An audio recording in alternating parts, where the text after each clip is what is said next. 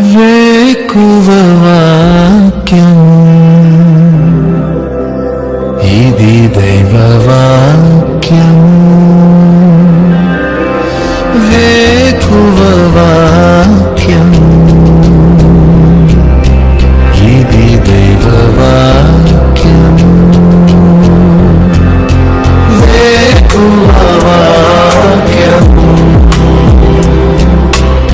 ఇది దైవ వాక్యము. వేకువ వాక్యము ఇది దైవ వాక్యము. వేకువ వాక్యం కొరకై ఉదయకాల సమయంలో హెబ్రీల్కి రాసిన పత్రిక 6వ అధ్యాయము 14వ వచనం. తన తోడు అని ప్రమాణం చేసి నిశ్చయముగా నేను నిన్ను ఆశీర్వదింతును, నిశ్చయముగా నిన్ను విస్తరింపచేతును అని చెప్పాను. ప్రభునందు ప్రియులారా, దేవుడు ఈ వాగ్దానాన్ని అబ్రహామును గురించి చెప్పిన ఆ సందర్భము మనము ధ్యానం చేస్తున్నాం. 13వ వచనంలో దేవుడు అబ్రహామునకు వాగ్దానం చేసినప్పుడు తనకంటే ఏ గొప్పవాని తోడు అని ప్రమాణము చేయలేకపోయాను. నిజంగా దేవుడు ఎంత గొప్పవాడు అంటే, ఒక రకంగా చెప్పాలి అంటే, ఆయన తన మీద తనే ఒట్టు పెట్టుకుంటూ నేను ఇది నీకు నెరవేరుస్తాను అన్నట్లుగా దేవుడు అంత నిశ్చయితనిస్తున్నాడు. ఈ ఉదయకాల సమయంలో మన జీవితంలో 2 రకాలైన నిశ్చయతలు ఉన్నాయి. ఒకటి దైవ నిశ్చయత, రెండవది స్వనిశ్చయత. చాలాసార్లు మన జీవితంలో దేవుని చిత్తం జరగకపోవటానికి, మనం అనుకున్నది కూడా అది ఫెయిల్ అయిపోవటానికి కారణం ఏంటంటే, చాలాసార్లు స్వనిశ్చయత ఉంటుంది. ఈ సెల్ఫ్ అష్యూరెన్స్ అనేది ఇది చాలా భయంకరమైనది. కానీ మన జీవితంలో ఉండవలసింది సేవియర్స్ అష్యూరెన్స్, రక్షకుని దేవుని నిశ్చయత మనకు కావాలి. దైవ నిశ్చయత, దాని కొరకై కొంత సమయమైనా వెయిట్ చేస్తూ రావాలి. అబ్రహాం జీవితం కూడా మనం చూసినట్లయితే తన జీవితం అంతా కూడా ఆదికాండం 12వ అధ్యాయము 1వ వచనం మొదలుకొని అబ్రహాము దైవ నిశ్చయత కొరకు కనిపెట్టాడు.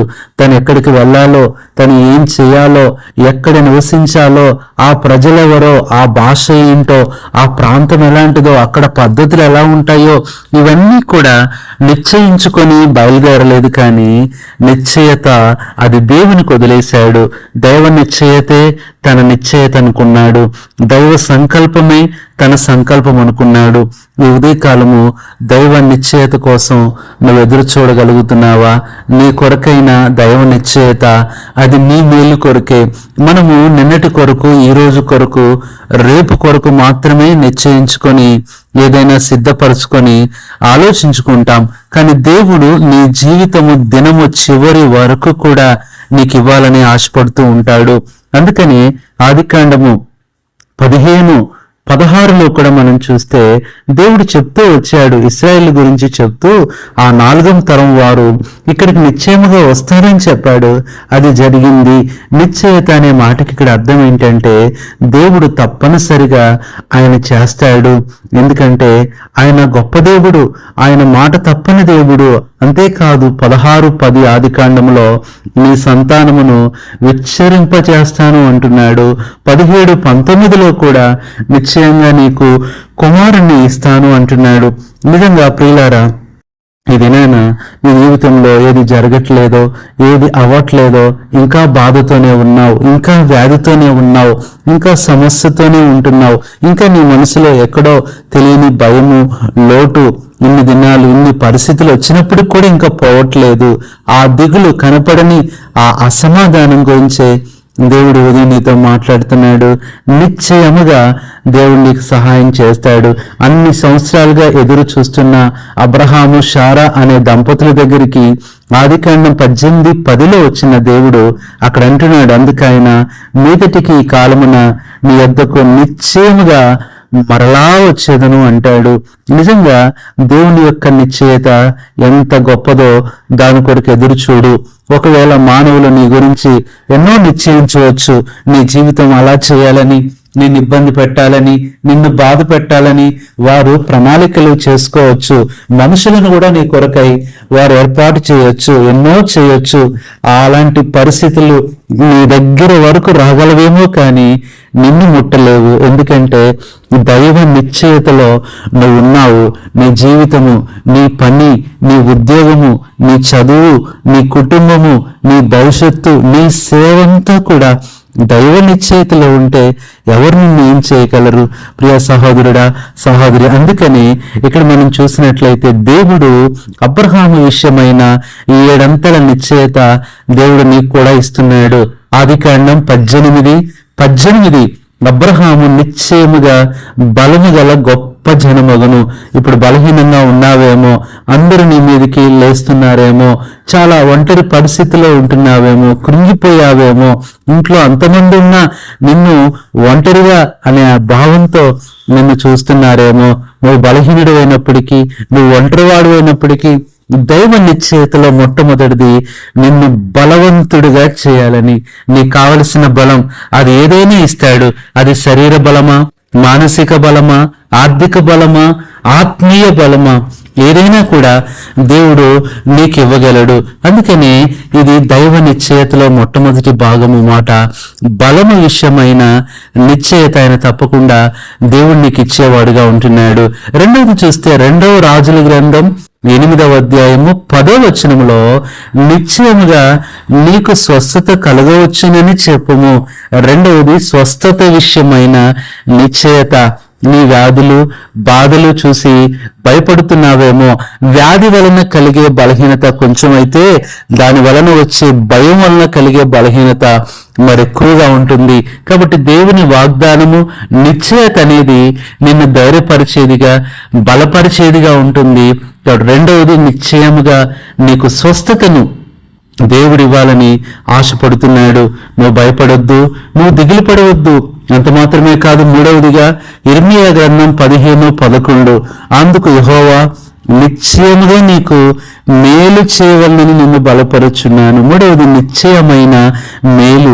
మొట్టమొదటి నిశ్చయమైన బలము, రెండవది నిశ్చయమైన స్వస్థత, మూడవది నిశ్చయమైన మేలు.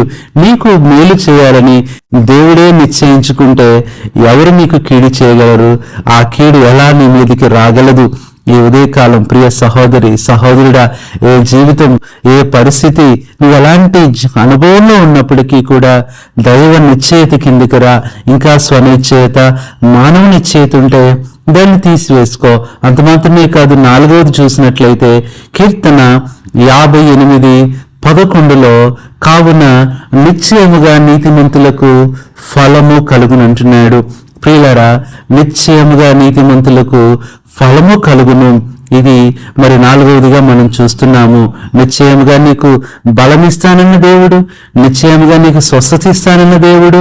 మూడవదిగా నీతిమంతులకు నిశ్చయముగా ఫలం అంటున్నాడు. 4వది అదే వచనం, నిశ్చయముగా న్యాయము తీర్చు దేవుడు లోకములో ఉన్నాడు. ప్రియులారా, 4వది నిశ్చయముగా నీకు న్యాయం తీరుస్తాడు. అన్యాయం చేయబడుతూ వచ్చావేమో, ఒకవేళ నీకు రావాల్సింది మరొకరు పొందుకొని, నీకు రావాల్సిన దీవెన మరొకరు తీసుకొని ఎంతో మరి నువ్వు దుఃఖపడుతున్నావేమో. నువ్వు పడిన ప్రయాసకు, నువ్వు పడిన కష్టానికి మనుషులు గుర్తించక నిన్ను దూరం చేస్తూ వెళ్ళగొడుతున్నారేమో. దేవుడు నీతోనే మాట్లాడుతున్నాడు. వారేమన్నా చేసుకొని నీకు నిశ్చయముగా నేను మేలు చేస్తాను అంటున్నాడు. ప్రియులారా, ఇది 4వదిగా మనం చూస్తున్నాం. 5వది మనం చూసినట్లయితే దేవుని వాక్యంలో నుంచి కీర్తనల గ్రంథము 128వ కీర్తన 2వ వచనం, నిశ్చయముగా నీవు నీ చేతుల కష్టార్జితం అనుభవించదవు, నీవు ధన్యుడవు. 5వది నిశ్చయమైన ధన్యత దేవుడు నీకు ఇస్తాడు. రక్షణ పొందిన ప్రతి బిడ్డ, క్రైస్తవుడు ధన్యుడే. ఈ లోక సంబంధమైన వారు నిన్ను అన్యులుగా భావించవచ్చు, దూరం పెట్టొచ్చు, కానీ దేవుని దృష్టిలో నువ్వు ధన్యుడవు. నిన్ను పోలింది ఎవరూ కూడా లేరు. కాబట్టి 5వది నిశ్చయమైన ధన్యత దేవుడు నీకు ఇస్తాడు. ఈరోజు పరిస్థితి చూసి బాధపడొద్దు. రేపు భవిష్యత్తు నీ కొరకంటూ ఉంది. దేవుడు తప్పనిసరిగా ఆ ధన్యతలోకి తీసుకుని వస్తాడు. ఇది 5వది. 6వది మనం చూసినట్లయితే సామెతల గ్రంథం 11:21 నిశ్చయముగా భక్తిహీనులకు శిక్ష తప్పదు. అదే రీతిగా నీతిమంతుల సంతానం విడిపింపబడును. ఆరవది, నిశ్చయముగా దేవుడు మీకు విడుదలిస్తాడు. ఏ బంధకాల్లో, ఏ బాధల్లో, ఏ అప్పుల్లో, ఏ సమస్యల్లో, ఏ ఆటంకాల్లో, ఏ శత్రువుల చేతిలో నువ్వు చిక్కుకొని ఉన్నావో దేవుడు నిశ్చయిత ఈ ఉదయమే ఇస్తున్నాడు. ఈ దినమే మీకు నిశ్చయమైన విడుదల కలగవచ్చు. మత్తయి సువార్త 5:13 మనకు తెలుసు, అక్కడ అంటున్నాడు, ఆకాశం భూమిని గతించిపోయిన ధర్మశాస్త్రం అంతా నెరవేరు వరకు దాని నుండి ఒక పొల్లైనను ఒక సున్నాయినను తప్పిపోదని నిశ్చయముగా మీతో చెప్పుచున్నానని ప్రభువే చెప్తున్నాడు. ఏడవదిగా చివరిని మనం చూస్తే మత్తయి సువార్త 7:11 పరలోకమందున్న మీ తండ్రి తను అడుగు వారికి అంతకంటే ఎంతో నిశ్చయముగా మంచి ఈవులనిచ్చును. ప్రియులారా, ఏడవదిగా ఆయన నిశ్చయమైన ఈవులు నీ జీవితంలో ఉన్నాయి. ఏ ఈవి నీకు ఇస్తాడో నీకే తెలియదు. గూడూరు యేసుదాస్ గారు అనే దైవ సేవకుడు ఆయన ఎప్పుడూ ఒక మాట చెప్పేవారంట, ఆశీర్వాదాలు ఎక్కడోనే లేవు, దేవుడు నీ జేబులోనే ఉంచాడు, అవి నువ్వు వాడుకోలేకపోతున్నావు అన్నట్లుగా దేవుని యొక్క ఈవులు నీతో ఉన్నాయి. అవి ఒక తప్పనిసరిగా నీ జీవితంలో పనిచేస్తాయి. ఈ 7 విషయాలను బట్టి ఇది నేను దైవ నిశ్చయితలోకి వచ్చేసాయి. ఇప్పుడు బాధపడుతున్నావేమో. లూకా 11:13 చివరి మాట, పరలోకమందున్న మీ తండ్రి తను అడుగు వారికి పరిశుద్ధాత్మను ఎంతో నిశ్చయముగా అనుగ్రహించేవాడుగా ఉంటున్నాడు. పోగొట్టుకున్నావా, నష్టపోయావా, ఓడిపోయావా, దూరమైపోయావా, ఏ పరిస్థితిలో నువ్వు ఉంటున్నావు, నిశ్చయముగా నువ్వు కోరుకున్నది దేవుడు నీకు ఇస్తాడు. నిశ్చయముగా నీ కన్నీరు ఆయన తుడుస్తాడు. మత్తయి సువార్త 18:13 సంతోషించునని నిశ్చయముగా మీతో చెప్పుచున్నానని ప్రభువే అంటున్నాడు. ఇది నేను ప్రియ సహోదరి సహోదరుడా, దైవ నిశ్చయత నీ కొరకుంది.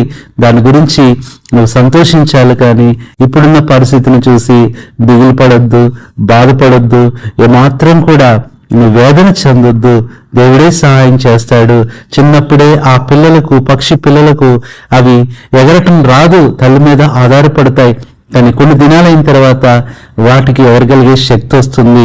ఇప్పుడు నువ్వు కూడా ఒకవేళ బలహీనంగా ఏమి చేయలేని పరిస్థితిలో నువ్వు ఉన్నావేమో, దేవుడు నిశ్చయముగా మరి అందరికంటే ఒక గొప్ప పరిస్థితిని దేవునికి ఇచ్చేవాడుగా ఉంటున్నాడు.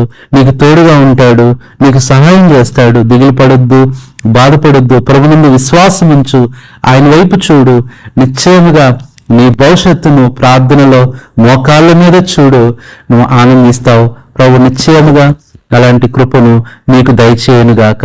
పరిశుద్ధుడైన తండ్రి, ప్రభువైన యేసుక్రీస్తు నామంలో నీ పాదములకు వందనాలు, స్తోత్రాలు చెల్లిస్తూ ఏదే కాల సమయంలో వేకువ వాక్యం ద్వారా మాతో మాట్లాడుతూ వచ్చినందుకు స్తోత్రములు చెల్లిస్తున్నాం ప్రభువా. మరి మీ యొక్క నిశ్చయత గురించి మాతో మాట్లాడుతూ వచ్చారు. అబ్రహాము జీవితంలో ఇచ్చిన నిశ్చయత మా జీవితంలో కూడా ఇస్తారని మీరు మాట్లాడిన నీ మాటలన్నిటి కొరకై నీకే కృతజ్ఞతలు, వందనాలు చెల్లిస్తూ ఈ నిశ్చయిత కలిగి నీ కొరకు ఎదురు చూడటానికి సహాయపడండి. ఈ మాటలు వింటున్న మా ప్రియులు ఏ పరిస్థితులు గుండా వెళ్తున్నారో నిశ్చయంగా ఇప్పుడు వారితో మీరు మాట్లాడండి, సహాయం చేయమని కృతజ్ఞతలతో ప్రభువైన యేసుక్రీస్తు నామములో ప్రార్థిస్తున్నాము తండ్రి, ఆమేన్. మన తండ్రి అయిన దేవుని ప్రేమ, మన ప్రభువైన యేసుక్రీస్తు కృప, పరిశుద్ధాత్మ సహవాసం మనందరికీ సదాకాలం తోడయుండి నిశ్చయముగా సహాయం చేయునుగాక. ఆమేన్.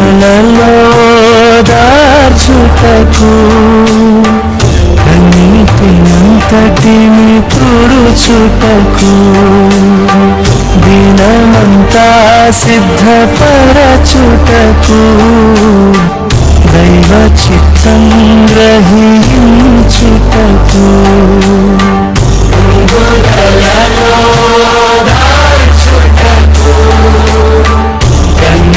కన్నీటినంతటిని తుడుచుటకు దినమంతా సిద్ధపరచుటకు దైవ చిత్తం గ్రహించుటకు వేకువ వాక్యము, ఇది దైవ వాక్యము.